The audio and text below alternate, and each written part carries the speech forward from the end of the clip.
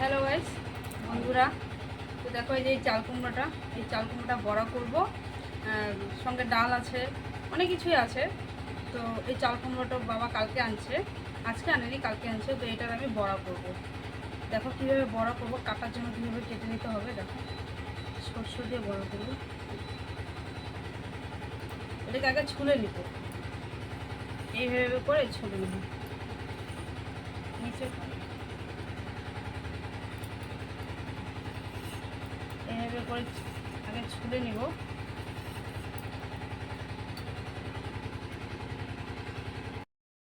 তো চাল কুমড়োটা হচ্ছে এইভাবে লম্বাভাবে কেটে নিয়েছি। তারপর কেটে নেওয়ার পরে মাঝখানে একটু এইভাবে কেটে নিয়েছি। তো এর মধ্যে মশলাটা দিব। আর এখানে গরম জল বসিয়ে দিয়েছি। এই চাল কুমড়োটা গরম জলের মধ্যে একটু হলুদ আর লবণ দিয়ে হালকা সিদ্ধ করে নামিয়ে নিব। গরম জল বসিয়ে দিয়েছি। আর এখানে মশলা করে নিব। তো কাঁচা লঙ্কা আর সর্ষা, সাদা সর্ষা আর কালো সর্ষে, একটু লবণ দিয়ে দিয়েছি, কারণ না হলে তিতে হবে। এই মশলাটাই এই চাল কুমড়োটার মধ্যে, এই চাল কুমড়োর এই ফাঁকাটার মধ্যে, এই কেটে রাখা ফাঁকাটার মধ্যে এটাতে ভরাবো। তো ঠিক আছে, দেখতে থাকো। তো চাল কুমড়োগুলো সিদ্ধ বসিয়ে দিয়েছি, একটু হলুদ একটু লবণ দিয়ে। দেখো সিদ্ধ হয়ে আসছে, অনেকটা সিদ্ধ হয়ে গেছে। তো আমি এখন এক এক করে নামিয়ে নিব, নামিয়ে দিব। তো চাল কুমড়োকে সিদ্ধ করে নামিয়ে নিয়েছি থালাতে। আর এখানে আমার ভোগ চাল আর একটু মসুরির ডাল ভিজিয়ে রেখেছিলাম, তো সেটা আমার ফুলে উঠেছে। দেখো এটাকে এখন আমি শিলপাটায় বেটে নিব। এই যে মশলা হয়ে গেল, এটা চাল আর ডাল বাটাটা মশলাটা হয়ে গেল। তো এখন আমি এই যে সিদ্ধ করা চাল কুমড়োটাকে, এখন আমি এই যে বাটা মশলাটা, সর্ষে আর লঙ্কা বাটা, এটা ভাজিনি, এটা কাঁচা দিই আমরা। যে কীভাবে করো, আমি এইভাবেই করি। এই ফাঁকা জায়গাটার মধ্যে সর্ষেটা এইভাবে ভরিয়ে নেব। দেখো এইভাবে ভরিয়ে নেব, মানে হালকাভাবে চাপ দেব এইভাবে। এখন এটা বেসনের সঙ্গে করে নেব। এক এক করে নিয়েছি অনেকগুলো, তো সবগুলো করব না। তো একটা তোমাদেরকে দেখিয়ে দিলাম যে এইভাবে করতে হবে। তো এই ডাল বাটা চাল বাটার মধ্যে একটু হলুদ দিয়ে দিব পরিমাণ মতো, লবণ দিয়ে দেবো একটু পরিমাণ মতো। এখন এটাকে একটু এটার সঙ্গে ফুটিয়ে দেবো এইভাবে।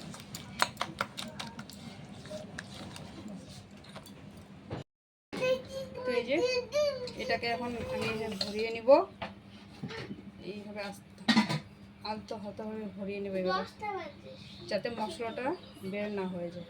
এখন তেলে ছেড়ে দিব,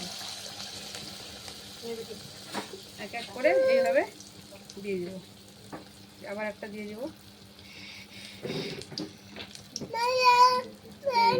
দেখো আমার মেয়ে এখানে আমার সঙ্গে দাঁড়িয়ে আছে,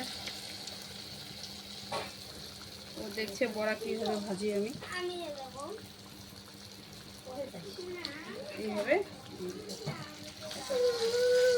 এটা নন স্টিকের কড়াই, অনেক বছর হয়ে গেল, যার জন্য কড়াইটা এরকম মাঝখানটা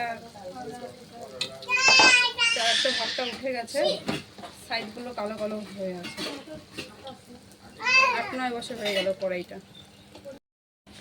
তো হয়ে আসছে বড়াটা, এই পিঠ উপিট করে দুই পাশে উল্টিয়ে দিয়েছিলাম, হয়ে আসছে অনেকটা লাল লাল হয়ে গেছে। এখন নামিয়ে নিব,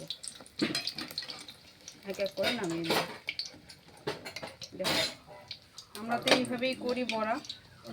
তো তোমরা চাল কুমড়া বড়া কে কীভাবে করো তো জানিও। তো আমি আমার বাপের বাড়িতেও এইভাবেই খেতাম, তো আবার শ্বশুর বাড়িতে এসে শ্বশুর বাড়িতেও এইভাবেই আমার শাশুড়ি করতো। তো একরকমই।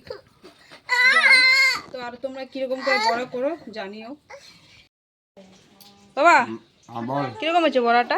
বাম্পার, অসাধারণ, সেই সুন্দর ফুলকো ফুলকো হয়েছে বড়াটা, ফুলছেও সুন্দর একদম। এদিকে বাবা খাইতে বসছে, আর এদিকে আমি বড়া ভাজতে নিচ্ছি। বাবারও গরম গরম বড়া খাচ্ছে। শেষ পাতে যে গরম গরম বড়া থাকে আর কি লাগে ডালের সঙ্গে। তো বড়াটা অ্যাকচুয়ালি গরম গরমই ভালো লাগে সব কিছুতেই। তো এটা চাল কুমড়ার পুর, অনেকে বড়া পুর বড়াও বলা যায়, পুরও বলা যায়। তো এটা চাল কুমড়ার পুর, যেহেতু সর্ষে দিয়ে, তাই না বাবা?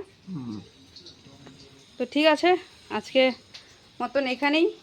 তো আমি তোমাদের যদি বড়া রেসিপিটা ভালো লাগে তো জানিও তোমরা কিভাবে কে বানাও, আমাকেও জানিও, তাহলে আমিও নতুন পদ্ধতিতে আবারও করার চেষ্টা করব। তো আমি এইভাবে করি। রান্নার তো শেষ নেই, তবু শেখারও শেষ নেই। তো ঠিক আছে, আজকের মতো এখানেই, আবার আসছি কালকে ভিডিওতে রান্নায়। Tata, bye bye, tata.